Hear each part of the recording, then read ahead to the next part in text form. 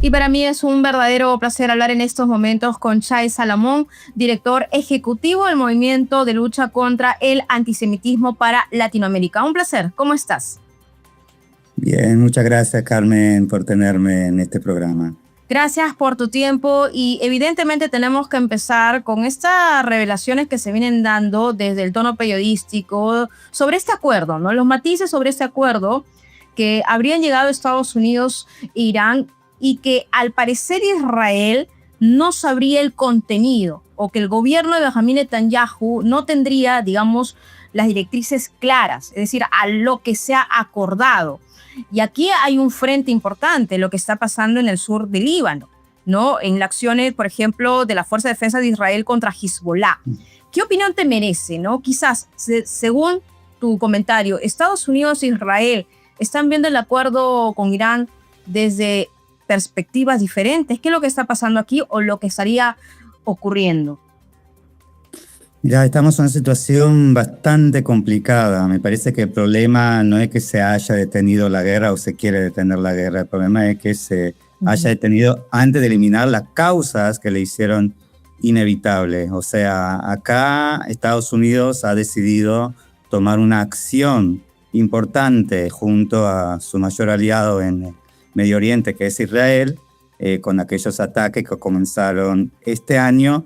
Y ahora llegamos, como bien mencionaste, a un momento crítico donde se está tratando de firmar este memorándum el viernes, que nadie, me parece, ni la gente cercana mismo al presidente Trump sabe en detalles qué contiene. Y sí, y los medios y varios analistas están diciendo que de alguna forma Trump ha abandonado a Israel, ya que Israel no tiene la información exacta de qué contiene este memorándum. Así que es un momento muy, muy crítico e importante dentro de esta misma escalada en el Medio Oriente, pero en general también de las relaciones entre Estados Unidos e Israel. Como bien sabemos, el aliado más importante que es Estados Unidos en el Medio Oriente y capaz uno de los más importantes a nivel global. Sí, ahora ya es importante también mencionar que para muchos sectores israelíes el problema no solamente es el programa nuclear iraní, sino la red de aliados que Teherán ha construido en la región, sus proxies, ¿no? Por ejemplo, desde Hezbollah en el Líbano hasta lo que también ha significado los hutíes en el Yemen, ¿no? En Bab al-Mandeb, ¿no? O sea, desde esa perspectiva, un acuerdo que no limite de manera efectiva la proyección regional de Irán podría ser visto como una concesión estratégica. ¿Tú qué piensas? Totalmente, me parece que acá estamos frente a un desafío importante. Me imagino que esto lo han hablado en programas anteriores, el tema de problemática de este pulpo iraní con su proxies, que fueron las acciones principales que nos llevan atrás a los años 90, a los atentados principales a la Argentina, frente a la Embajada de Israel y a la comunidad judía, que dejó más de 85 muertos, como así también varias acciones que vemos en el Medio Oriente, como así también en otros lugares del mundo. O sea, este mecanismo que Irán utilizó durante años, estos brazos del pulpo, uno de ellos es Hezbollah. Hezbollah prácticamente nace como un partido político en Líbano y hoy se convierte una fuerza armada del tamaño de un ejército mediano al nivel mundial. Hezbollah también está reconocido como organización de terror por varios países, mismo por Estados Unidos, por Canadá, en países de nuestra región como Argentina, Paraguay, Honduras y más, lo que muestra también el peligro de las acciones de esta organización Hezbollah. Y hoy prácticamente en el memorándum no se entiende si esto va a estar integrado dentro del acuerdo que se va a firmar el día viernes. O sea, que de alguna forma eso puede debilitar también al Líbano, que está buscando la estabilidad, y reforzar a Hezbollah como organización de terror, siguiendo obviamente la línea y las políticas y las órdenes que vienen de Irán. Y Shai, también hay que recordar que en las últimas horas, según reportes periodísticos que han trascendido, Donald Trump estaría pidiendo prudencia a Israel, concretamente a Benjamín Netanyahu, que paralelamente ha dicho que va a priorizar la seguridad estratégica de Israel, y esto en el sur del Líbano, donde está Hezbollah. ¿Qué opinión te merece ello? A mí me parece que tenemos que ver lo que pasa de facto en terreno. De facto en terreno sigue el conflicto armado en el norte de Israel y en el sur del Líbano. En las últimas 48 horas, que fueron las horas críticas antes de la declaración, sea del memorándum y la firma del día viernes, lo que vemos es que Hezbollah sigue disparando a centros civiles en el norte de Israel y a bases militares en el sur del Líbano. Y esto tenemos que ver si va a seguir de acá al viernes, si va a aumentar y qué va a suceder el día viernes. A mí me parece que tenemos que ver también la imagen más grande, o sea, de este memorándum, más de lo puntual de qué va a pasar con los proxies, sino a dónde va el plan nuclear de Irán, que ahí está la clave.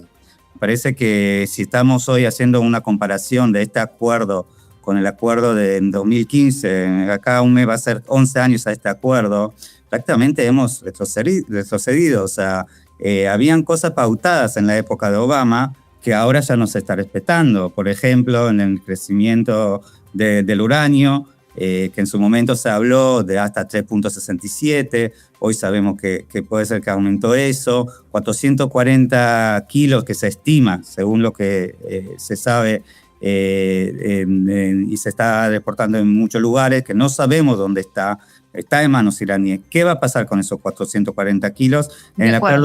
En el acuerdo que se firmó en su momento se habló que se va a permitir una capacidad máxima de 300 kilos, de 5.000 centrifugas, etcétera, etcétera. O sea, habían muchos números pactados dentro del acuerdo nuclear en el 2015 que ahora ni se empezó a hablar. O sea, estamos en una fase de negociación sin tener terminación de qué va a pasar con el plan nuclear iraní. Exactamente, y me parece que es el tema más sensible y vamos a ver qué es lo que vaya a pasar en la implementación. Ahora, Benjamín Netanyahu, lo hemos comentado anteriormente, sigue con sus declaraciones, ¿no? Y también ha asegurado que no ejerce influencia directa sobre Donald Trump y rechazó también esas versiones que presentan a uno como dependiente del otro. Claro, es que quiere marcar ahí la distancia. El tema es, ¿qué pasará, Shai, si hay un punto que Israel no esté de acuerdo? ¿Cuáles son esos escenarios que se podrían advertir en medio de este escenario tan complejo? Es decir, ya hemos visto roces, de hecho, entre Donald Trump y Benjamín Netanyahu, que fueron difundidos en los medios locales, cuando hubo una llamada telefónica y Donald Trump lo llamó "estás loco", ¿no? Esto con respecto a lo que está pasando en el sur del Líbano. Básicamente esa fue la traducción. Pero mientras tanto que Israel va a dejar pues esta ofensiva que tiene sobre Hezbollah en el sur del Líbano y también ampliando esas operaciones más arriba en el Líbano, no sé, dime tú. Es complicado, no nos olvidemos que acá estamos hablando de dos líderes que tienen, digamos, una historia importante a nivel político y los dos están frente también a una campaña electoral. O sea, Netanyahu está hoy luchando en casa con su coalición, una coalición muy radical de derecha que lo está tratando de llevar a seguir la guerra, de no escuchar a Trump, etcétera. Por otro lado, está frente a elecciones que van a ser las últimas elecciones de Netanyahu como líder del partido Likud. Por otro lado, vemos un Trump que el 3 de noviembre también tiene elecciones y está en un gran problema con 36% de aprobación del público general y más de 60% que están en contra de la intervención y el operativo militar en Irán. O sea, acá la política está hablando y la campaña electoral está hablando y entre estos dos escenarios, estos dos líderes van a tener que negociar, van a tener que hablar, van a tener que salir a la prensa y en el caso de Trump sabemos que muchas veces se apura a declarar cosas que dejan muy mal a Benjamin Netanyahu. Mismo uno de los medios hoy que estaba hablando que Trump salió a decir que Israel existe gracias a él y gracias a Estados Unidos. Son declaraciones muy fuertes. Nuevamente, como dije en principio de esta entrevista, Israel es un país soberano, uno de los aliados más importantes de Estados Unidos en el mundo, y eso se construyó gracias a un trabajo de años entre diferentes administraciones, sea de los republicanos, de los demócratas, en Israel de la derecha o de la izquierda, y hoy se está cuestionando mucho ese tema, y también, como bien decís, la soberanía de Israel frente a estos momentos tan importantes. Claro que sí, Chay. Y mi última pregunta tiene que ver ya con el trabajo. Quizás tú nos puedas dar un balance sobre, desde tu puesto, ¿no? Director del movimiento de lucha contra el antisemitismo. Lo que se ha vivido también el último año, me refiero al 2025, el 2026, en todo el globo son acciones antisemitas, ¿no? ¿Podrías comentarnos en breve, por favor, esta situación sobre todos los puntos más sensibles en todo el planeta, en todo el globo, y de la forma también de cómo ustedes están generando acciones para combatir ello? Te agradezco por la pregunta, porque realmente el tema del antisemitismo es una maldad de nuestra sociedad moderna. Es verdad que capaz es el odio más antiguo, pero hoy vemos una explosión de sus manifestaciones a nivel global. Desde Estados Unidos, lo que vimos en los campuses hace 2-3 años, prácticamente desde el 7 de octubre de 2023, después del horrible ataque de Hamas a las ciudades en el sur de Israel, ese masacre que llevó adelante Hamas, dirigido por Irán, no nos olvidemos, y en otra entrevista capaz podemos también hablar de eso, de prácticamente por qué comienza eso el 7 de octubre, para, entre otras, con un peligro que se firmen los acuerdos de Abraham, que generan un cambio en la región, un peligro para Irán en ese sentido, la que decidió y llevó adelante este operativo militar en 2023. Y desde aquel entonces estamos viendo esta explosión de manifestaciones antisemitas. Ya no son declaraciones contra Israel, no tienen que ver solamente con el conflicto de Israel con los palestinos. Vemos ataques directos a judíos y a comunidades judías, entidades judías y también a aquellos que defienden a los judíos en todo el mundo.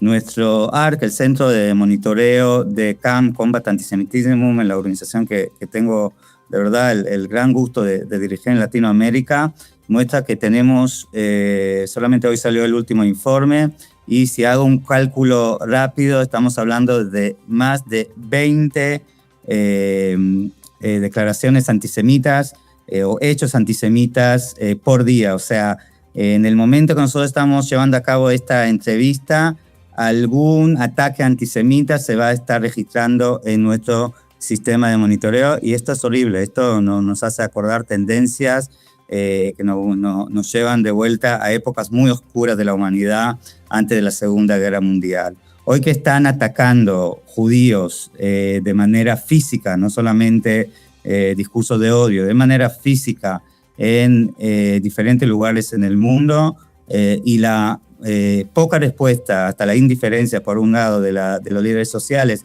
y por otro lado lo que están realmente legitimizando desde el liderazgo nacional en varios países, nos lleva a estos números alarmantes, no solamente en Estados Unidos, en Europa, sino lamentablemente en nuestro continente, en Latinoamérica. Solamente la semana pasada escuchamos al presidente Petro, presidente de Colombia, utilizando, y no lo voy a repetir acá, palabras que hacen acordar o simbolizan lo que es la campaña nazi que llevó a la eliminación de 6 millones de judíos durante la Segunda Guerra Mundial. Por lo menos sus palabras en este momento crítico también de campaña electoral llevó a un debate interno y generó algo de conciencia acerca del uso de símbolos nazis dentro de la política o dentro de una campaña electoral.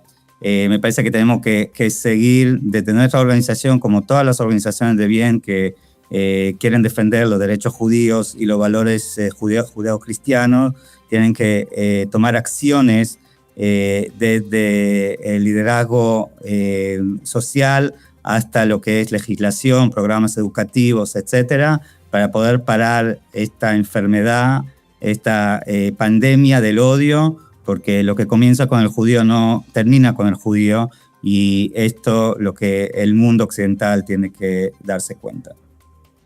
Muchas gracias, Chay Salomón, director del Movimiento de la Lucha contra el Antisemitismo. Gracias por haber estado aquí en Radar 24. Gracias por mostrarnos esta perspectiva y estamos en comunicación. Muchas gracias. Quiero solamente finalizar diciendo que realmente acerca del acuerdo, que la pregunta no es qué se firmará el día viernes, sino qué se conservará Irán el día 61. Y me parece que esto es lo que vamos a tener que informar en estos 2 meses que se vienen meses muy desafiantes, y para el mundo occidental va a ser un gran examen de dónde y de qué forma vamos a seguir. Muchas gracias por la entrevista.